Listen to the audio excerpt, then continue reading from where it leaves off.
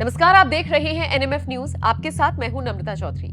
कहते हैं तस्वीरें बोलती हैं। आज एक ऐसी तस्वीर आपको दिखाएंगे जो बोल ही नहीं रही बल्कि चीख चीख कर सवाल पूछ रही है।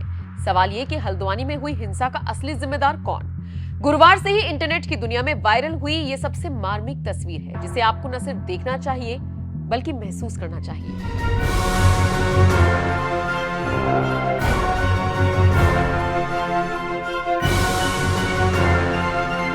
वो तो हम गए थे तोड़ने के, गाड़ी बुड़ी में आग लगा दी हमारी सारी गाड़ियों में सब में। दीवार के सहारे छुपकर बैठी इस महिला को देखिए। ये महिला कोई छोटी मोटी सिपाही नहीं बल्कि कालाढूंगी की एसडीएम रेखा कोहली है। सोचिए उपद्रवियों ने किस तरह से उत्पात मचाया कि महिला एसडीएम को भी जान बचाकर और छुपकर बैठना पड़ा। परेशानी और चिंताजनक बात तो ये भी है कि ये हाल एसडीएम का है तो फिर आम जनता का क्या हाल हुआ होगा। गुरुवार शाम होते होते उत्तराखंड के हल्द्वानी से एक चौंकाने वाली खबर सामने आई। बताया गया कि अतिक्रमण हटाने गई टीम पर जोरदार हमला कर दिया गया। रेलवे की जमीन पर अवैध तरीके से बने ढांचे को हटाने के लिए गई टीम पर पहले से घात लगाए बैठे उपद्रवियों ने हमला कर दिया।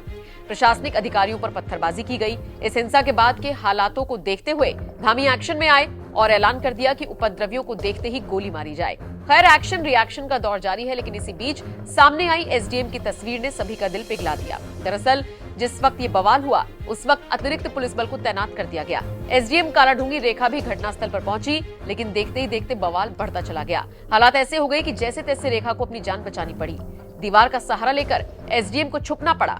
हालात ऐसे थे कि एसडीएम कालाढूंगी को बचाने के लिए मौके पर 3 से 4 पुलिसकर्मी भी दिखाई दिए। आपको बता दें, इस मामले पर राजनीति भी शुरू हो गई है। उत्तराखंड के पूर्व मुख्यमंत्री हरीश रावत का कहना है कि उत्तराखंड के हालात मणिपुर जैसे हो गए हैं, जबकि बीजेपी डंके की चोट पर कह रही है कि अतिक्रमण हटाओ अभियान तो सिर्फ एक बहाना है।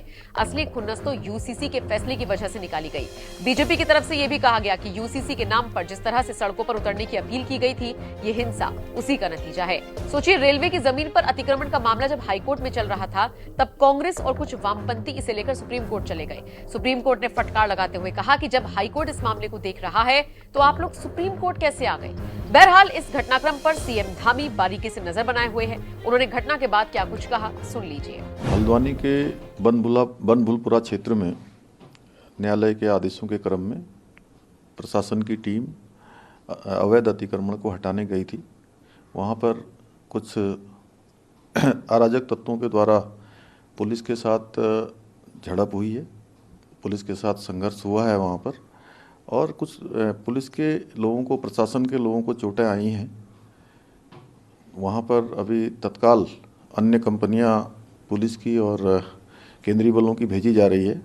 सभी से शांति बनाने का हमने अपील की है, कर्फ्यू लगा दिया गया है, और जो भी इसमें दंगाई होंगे, जो भी इस प्रकार का अतिक्रमणकारी होंगे, जिन्होंने आगजनी की है, उनके खिलाफ कठोर कार्रवाई की जाएगी। इस मामले पर उत्तराखंड के डीजीपी का भी बयान सामने आया है। उन्होंने क्या कुछ कहा वो भी सुनिए। आज शाम लगभग 4 बजे एक हल्द्वानी में बनभूलपुरा इलाके में जिला प्रशासन और पुलिस की संयुक्त टीम जो है वो माननीय न्यायालय के आदेशों के क्रम में अवैध अतिक्रमण हटाने की कार्रवाई कर रही थी।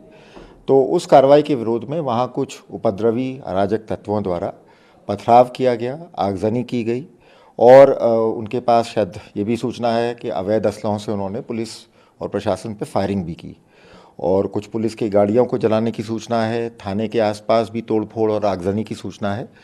तो घटना की जैसे ही सूचना मिली, वहाँ तुरंत जो हमारे डीआईजी कुमाऊं हैं वो भी मौके पे पहुँचे, और आसपास के जनपदों से अतिरिक्त पुलिस बल भी वहाँ भेजा गया है। और साथ ही साथ राज्य सरकार द्वारा एमएचए से इसमें अतिरिक्त पुलिस बल की मांग भी की गई, और 4 कंपनी हमें एडिशनल सेंट्रल फोर्सेस भी तत्काल एमएचए द्वारा उपलब्ध करा दी गई हैं। मामले पर डीएम वंदना ने क्या कुछ कहा वो भी आपको सुनाते चलते हैं। मेरा ये स्टोरी, ये बैकग्राउंड बताने का मकसद ये है कि ये कोई आइसोलेटेड एक्टिविटी नहीं थी, ये कोई एक ही परिसंपत्ति को टारगेट करके करी हुई एक्टिविटी नहीं थी। ये पूरे काफ़ी लंबे समय से हल्द्वानी के अंतर्गत सरकारी परिसंपत्तियों को अलग अलग क्षेत्रों में बचाने का, सुरक्षित करने का, अतिक्रमण मुक्त कराने का अभियान चल रहा है। उसी के क्रम में इस प्रॉपर्टी पर, जो कि खाली प्रॉपर्टी है, जिसमें 2 स्ट्रक्चर्स हैं जो कहीं पर भी ना तो किसी धार्मिक संरचना के रूप में रजिस्टर्ड हैं, ना ही किसी प्रकार से मान्यता प्राप्त है, उन स्ट्रक्चर्स को कुछ लोग मदरसा कहते हैं, कुछ लोग उसको नमाज स्थल कहते हैं, लेकिन उसका विधिक रूप से दस्तावेजों के अंतर्गत कोई अस्तित्व वर्तमान में नहीं है। उनको हमने खाली कराया, जो ओपन स्पेस था उसका कब्जा ले लिया गया और एक नोटिस परिसंपत्तियों पर, स्ट्रक्चर्स पर चस्पा करा गया, क्योंकि कथित रूप से ये एरिया मलिक का बगीचा नाम से जाना जाता है, जबकि कागजों में जो डॉक्यूमेंट्स हैं, दस्तावेज हैं नगर निगम के, वहाँ मलिक का बगीचा के नाम पे दर्ज नहीं है, नगर निगम की नजूल भूमि के रूप में दर्ज है। बहरहाल आप इस मार्मिक तस्वीर को लेकर क्या सोचते हैं, कमेंट करके जरूर बताएं।